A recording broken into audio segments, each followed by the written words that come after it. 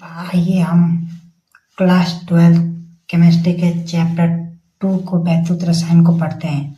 इससे पढ़ने के पहले अगर आपने चैनल को सब्सक्राइब नहीं किया है तो प्लीज़ चैनल को सब्सक्राइब कर लें, बेल आइकन को प्रेस कर लें और आप लोग को जो भी इसमें समझ में ना आए वो कमेंट करें कि ताकि हम अच्छे से और समझा सके आप सभी को। तो आइए ज़्यादा बातें ना करके हम क्या करते हैं, चैप्टर को स्टार्ट करते हैं। तो हमारा वैद्युत रसायन चैप्टर को स्टार्ट करने से पहले हम आप लोग को कुछ बातें बताएंगे कि इस चैप्टर में पढ़ना क्या क्या पढ़ना है।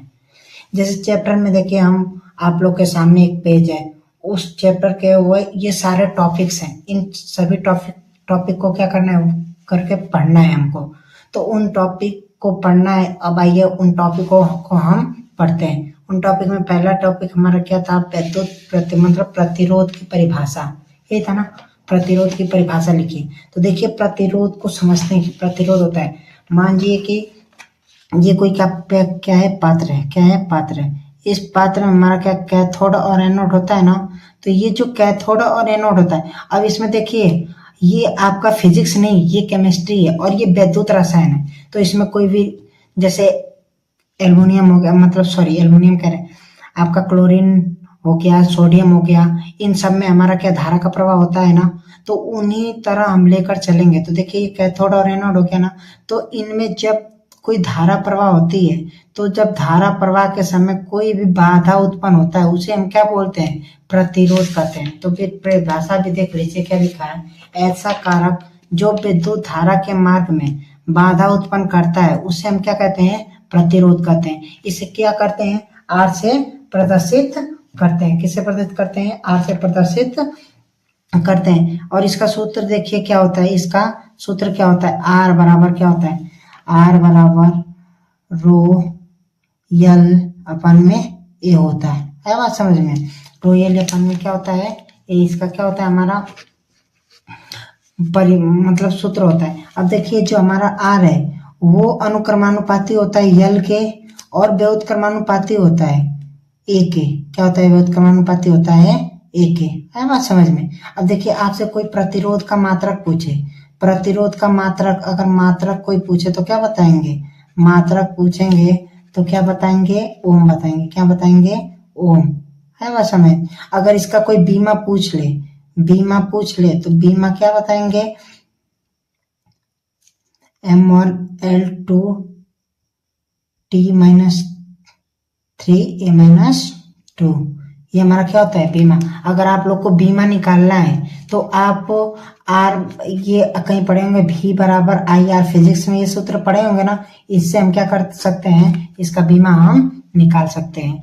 आइए दूसरा परिभाषा चालकत्व पढ़ते हैं। चालकत्व किसे कहते हैं, तो देखिए हमारा चालकत्व क्या है, चालकत्व किसे कहते, चालकत्व की क्या परिभाषा। तो चालकत्व क्या होता है, चालकत्व वो होता है ना प्रतिरोध के व्युत्क्रम को, मतलब क्या, इसे सी से प्रदर्शित करते हैं तो सी डायरेक्ट मतलब बराबर 1/r, मतलब हम क्या बोल सकते हैं, प्रतिरोध के व्युत्क्रम को हम क्या बोलते हैं, चालकत्व कहते हैं। प्रतिरोध के व्युत्क्रम को क्या कहते हैं, चालकत्व कहते हैं। इसका अगर कोई मात्रक पूछे, इसका कोई मात्रक पूछे तो आप क्या बताएंगे, मात्रक पूछे तो 1/ओम हम बोल सकते हैं कि नहीं, बताइए, 1/ओम बोल सकते हैं। अब ओम को ऊपर लेके जाएंगे तो हम क्या, इसको ओम इनवर्स भी तो बोल सकते हैं, ओम इनवर्स।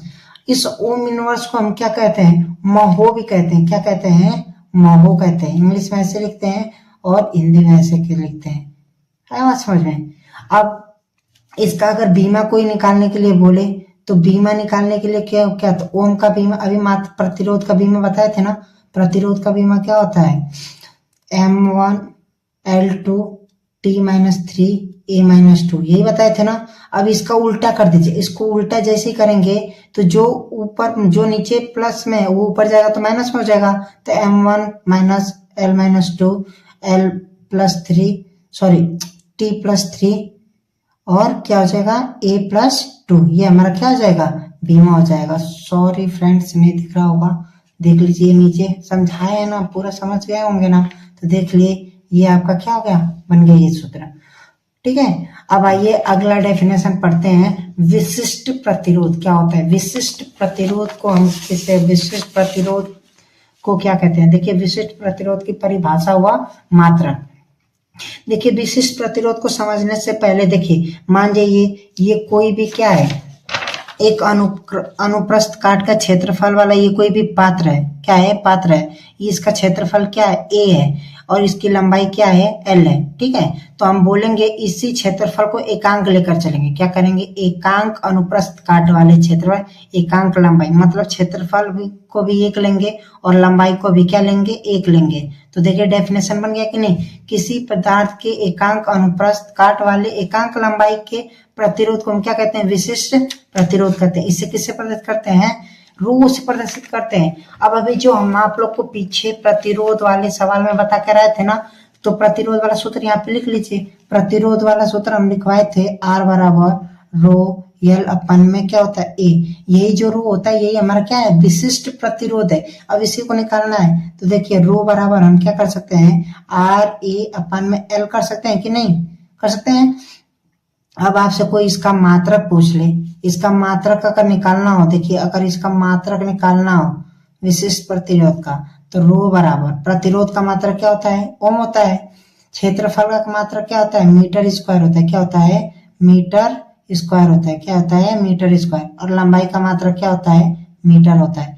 देखिए 1 मीटर से 1 मीटर कट गया, तो क्या बच गया, रो बराबर ओम इंटू मीटर, क्या बच गया, ओम इंटू का मीटर, बचा कि नहीं, है बस समझ। ये हमारा क्या है, रो का क्या है, मात्रक है, रो का क्या मात्रक है। अगर इससे आपको बीमा निकालना हो, तो देखिए बीमा कैसे निकालते हैं, बीमा निकालने के लिए हमको ओम का बीमा मालूम है ना, ओम प्रतिरोध का, सॉरी प्रतिरोध का बीमा मालूम है ना, तो वहीं से रख दीजिए M1 L2 T-3 A-2, ये मालूम है ना आप लोग को, बताया ना अभी। तो ये क्या हो गया हमारा प्रतिरोध का बीमा इंटू L मीटर, तो इसको L1 लिखते हैं। अब सभी को कंबाइन कर दीजिए, तो क्या होगा, M1 L2 T-3 A-2, ये हमारा क्या हो गया, क्या हो गया, बीमा किसका बीमा हो गया, विशिष्ट प्रतिरोध का बीमा हो गया। आया बात समझ। तो आपसे मिलते हैं नेक्स्ट वीडियो में, तब तक के लिए धन्यवाद।